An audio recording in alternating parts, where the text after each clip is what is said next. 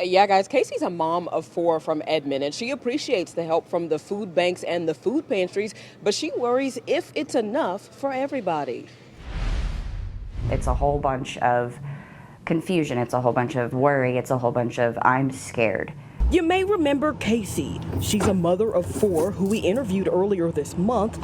She utilizes SNAP benefits and worries about what's next for her family as the federal government plans to freeze those benefits, the same ones she uses to put food on the table. We have a lot of people that are about to go hungry and scared and not knowing what to do. That can cause a lot of issues. So we took her questions and concerns straight to the governor during Wednesday's press briefing. Governor Stitt, I have a question from Casey, who's a mother of four in Edmond. She utilizes SNAP benefits. She wants to know, what is your message to Oklahoma families, and is there a light at the end of this situation? You know, I'm like most Americans, I've been really thinking that this thing would solve before November 1st. We're just getting prepared in case it doesn't. I think the pressure is mounting. I believe that Congress is going to vote and fix this. So tell her to hang in there, and we'll make sure that she has what she needs.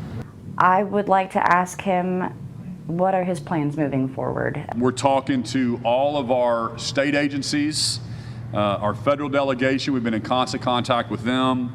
The legislature here in the state of Oklahoma. And he's asking food banks, pantries, nonprofits, and churches to step up. If you need food assistance, that's where you go, to beaneighbor.org.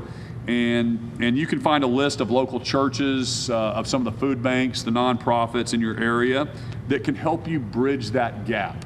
Not everybody has the amenities to just go.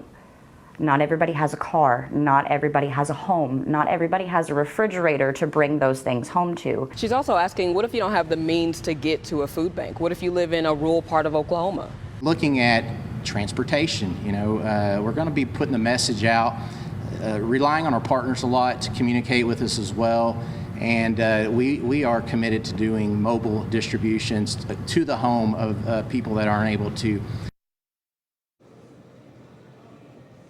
Yeah, and the Regional Food Bank of Oklahoma says if you have the time, they need donations and volunteers. But if you can't make a monetary donation, they need canned foods. Reporting live in Oklahoma City, Megan Mosley, KOCO 5 News.